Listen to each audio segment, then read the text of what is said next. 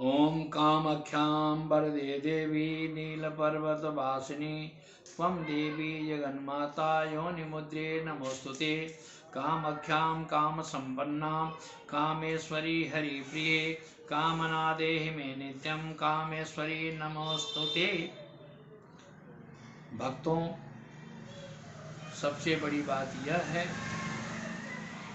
कि कामाख्या तंत्र की जननी है। जो भी प्राणी, खास करके तंत्र क्या है,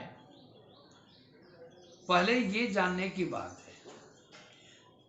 वैदिक क्रिया में खास करके परमात्मा से प्रार्थना किया जाता है कि हे प्रभु, मुझे इस चीज की आवश्यकता है। तो पूर्व जन्म कृतं तपा भाग्य में वो पर्यायते, पूर्व जन्म के कर्म के हिसाब से परमात्मा आपको देता है वैदिक क्रिया में।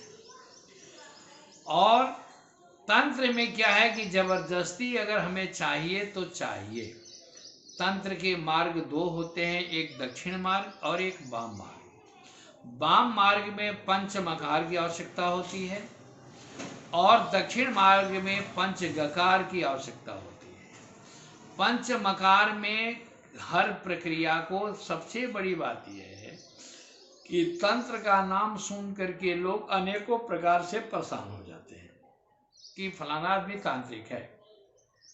सबसे बड़ा तांत्रिक भगवान शिव थे, उनसे बढ़ करके कोई तांत्रिक नहीं रहा, क्योंकि सभी चीजों को उन्होंने, सभी मंत्रों को क्लित कर दिया है। ब्राह्मण देवता लोग जो भी पाठ करते हैं दुर्गा सप्तशती, उसमें सिर्फ 4 जगह ही वैदिक है, नहीं तो सारे पाठ तांत्रिक हैं। और दुर्गा सप्तशती का एक मंत्र लेकर के भी आप चाहें तो जीवन में हर काम को कामयाबी के लिए प्रशस्त कर सकते हैं। अब तंत्र को जानने के लिए मेन बात यह है कि कामाख्या से पैदा तंत्र होता है और तारापीठ में जाकर के जुआवस्था को प्राप्त होता है। क्यों? कि कामाख्या से होकर के कोई भी चीज माँ भगवती की आराधना के लिए, खास करके वहां पर ब्रह्मा विष्णु महेश तीनों जाकर के स्तुति किए हैं, आराधना किए हैं उस पर ब्रह्म शक्ति की। वह शक्ति से सबको मिल, ब्रह्मा को सृष्टि करने के लिए अगर तपस्या करना पड़ा तो जैसे ओम शब्द है त्रिदेव का बीज मंत्र, उसी तरह से त्रिशक्ति का ओम ह्रीं शब्द है बीज मंत्र।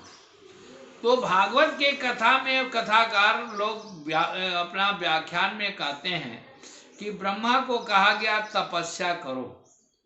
किसकी तपस्या करो ये प्रदर्शित नहीं है। ये खास करके देवी भागवत में बताया जाता है कि ओम ह्रीं शब्द का जाप करने के लिए, जैसे कि सत्यव्रत राजा ने जो है सो ओम शब्द का प्रणव का जाप किया था, उसी तरह से ब्रह्मा ने जाप किया ओम ह्रीं शब्द का। और जा करके तारापीठ में क्यों बातंजुबा को हुआ? इला नाम की लड़की को लड़का बनाने के लिए वशिष्ठ ने तपस्या किया और वहां मां भगवती की आराधना की।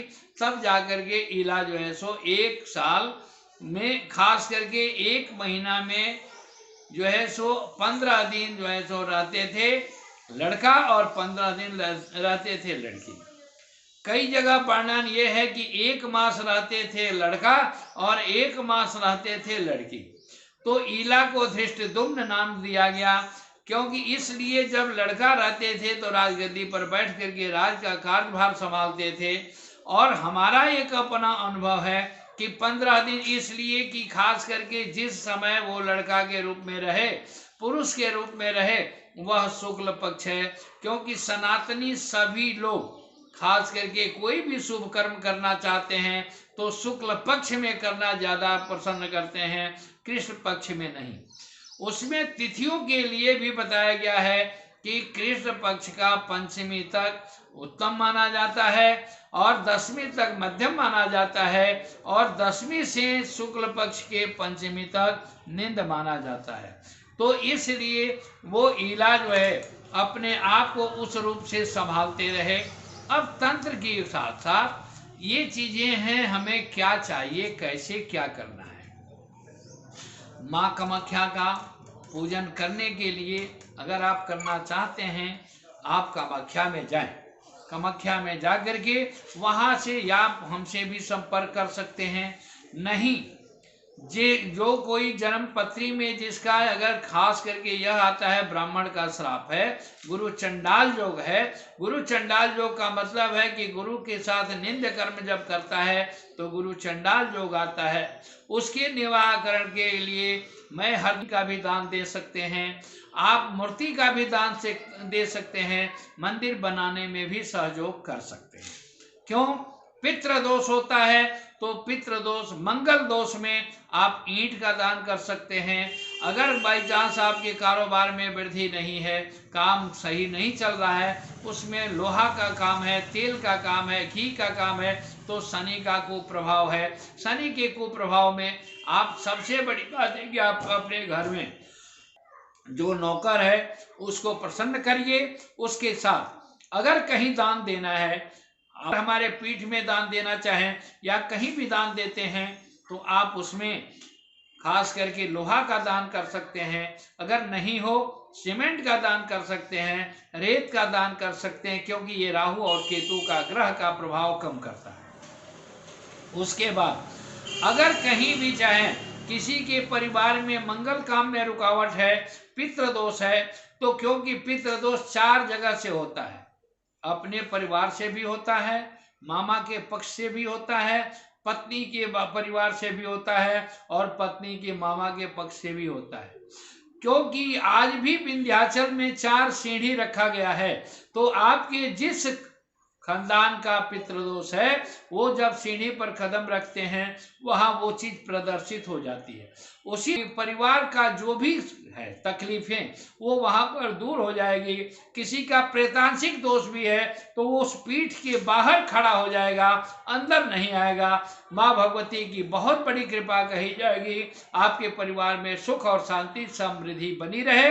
माँ कामाख्या की अगर किसी प्रकार का पूजा करना है, किसी प्रकार का अगर समस्या का समाधान हेतु है, तो संपर्क आप कर सकते हैं। और उस संपर्क पर मैं आपका, क्योंकि एक एक आदमी के आवाज से उसके परिवार का उसका विवेचन मिलता है कि आपकी समस्या है तो काल सर्प योग से है, कि आपका समस्या है गुरु चंडाल योग से है, या चौथा घर पीड़ित से है, दाम्पत्य सुख में 7वां घर पीड़ित होता है, या लग्न पीड़ित होता है, 8वां पीड़ित होता है, इसमें दाम्पत्य सुख में भी बाधा आते हैं। तो मेरा ये कहना है कि जिस प्रकार की आपको अगर कष्ट हो, आप इस नंबर पर संपर्क कर सकते हैं। इसके बाद उसका निराकरण भी किया जा सकता है।